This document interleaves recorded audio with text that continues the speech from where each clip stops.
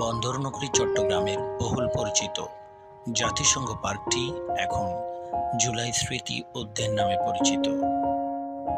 প্রায় 12,62,00,000 টাকা ব্যয় করে জাতিসংঘ পার্কটি পেয়েছে এমন দৃষ্টিনন্দন রূপ।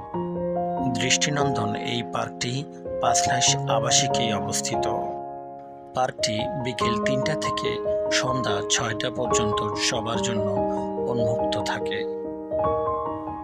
এখানে রয়েছে শিশুদের বিনোদন ও শারীরিক বিকাশে বেশ কিছু খেলার সামগ্রী, যা শিশুদের ব্যক্তিত্ব বিকাশ, সৃজনশীলতা বৃদ্ধি ও মনোযোগ বিস্তারে সহযোগিতা করে।